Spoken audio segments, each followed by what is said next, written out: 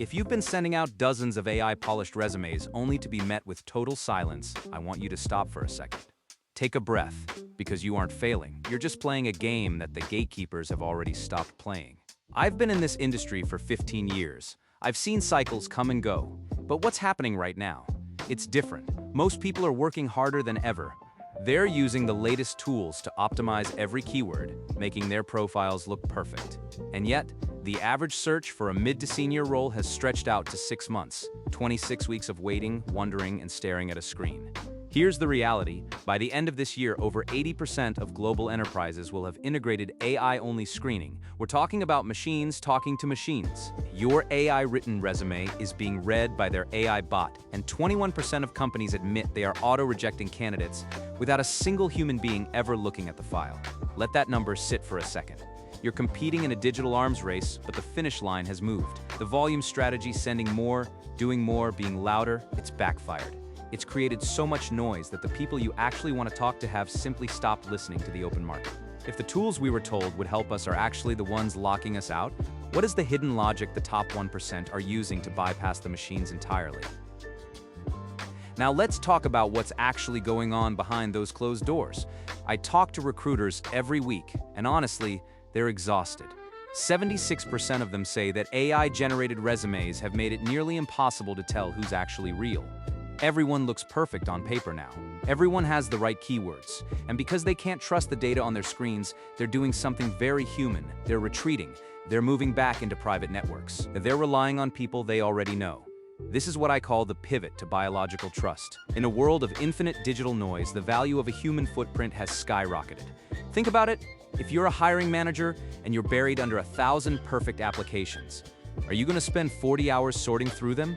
Or are you going to call the person you worked with 3 years ago and ask who they trust? That's why referral candidates are now 4 times more likely to get hired than someone coming through a portal. It's not just about who you know in the old sense. It's about being a verified human in a sea of synthetic profiles. The market has developed a paradox. As we get more advanced digitally, we become more primitive in how we decide who to trust.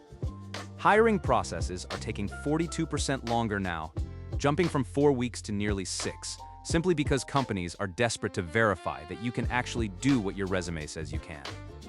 The truth is, your perfect AI resume is exactly why you're being ignored. Decision makers are looking for the one thing AI can't fake, a history of human-to-human reliability.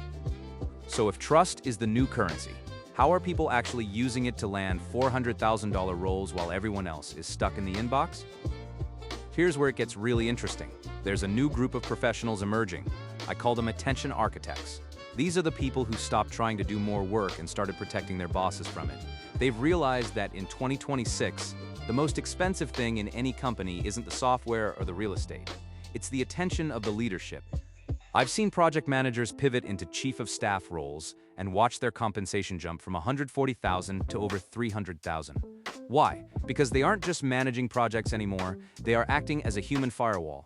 They filter the noise, they verify the truth, and they ensure that the executive only spends their energy on what matters. Companies are now quietly paying a premium for access, but not access to technology. They're paying for access to judgment. We're seeing a 57% increase in fractional leadership roles. Companies are moving away from massive, slow-moving hierarchies and toward lean, high-trust orchestrators. These roles don't exist on public job boards. They happen in the stealth market, where human-verified experts command a 25 to 50% salary premium. They've mastered strategic scarcity. They don't apply to 50 jobs. They position themselves so that they are the only logical choice for 3 specific people. It sounds like a dream, but there's a wild card in this equation. How do you stay a human filter when the AI itself is getting smarter at mimicking us? There's a fundamental paradigm shift happening right now that most people are missing. We are moving from being makers to being gatekeepers. Look, I know the headlines are scary. They say AI is taking the jobs, but if you look closer, AI isn't taking the job, it's taking the busy work out of the job.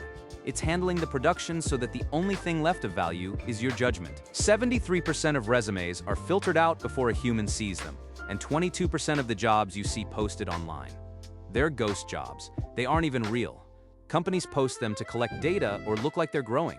If you're spending your nights trying to beat an algorithm that might be biased or looking at a job that doesn't exist, you're losing. The winners are using AI differently.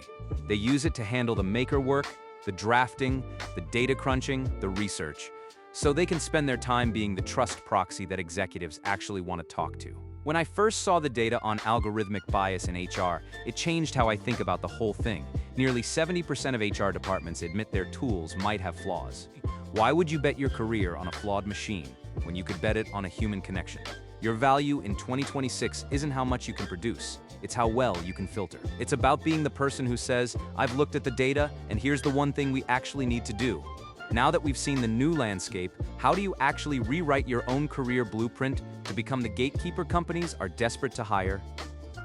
If you were sitting across from me right now, having a coffee, here's exactly what I'd tell you to do. We're going to stop being another profile in a database and start being the human firewall. First, you need to pivot your presence, especially on LinkedIn, away from execution and toward orchestration. Stop talking about what you make and start talking about what you protect. Position yourself as an attention gatekeeper. Second, commit to a referral-only pipeline. I know it sounds radical, but the data doesn't lie. You can spend 7 months shouting into the void of public portals, or you can spend 6 weeks deep in the private market. This week, I want you to reach out to 3 people from your past. Don't ask for a job. Ask them what the biggest noise is in their business right now. Listen to where they are struggling to find truth. Third, when you do get that interview, don't talk about your skills. Talk about your verification process. Show them how you use AI to do the work, but how you use your human judgment to ensure that work is right. This isn't easy. It requires a shift in how you see yourself. But the people who figure this out, they're the ones seeing those $400,000 offers. The era of applying is over. The era of access has begun. Go build your network. The machines are waiting for your signal, but the humans, they're waiting for your voice. I'll see you in the next one.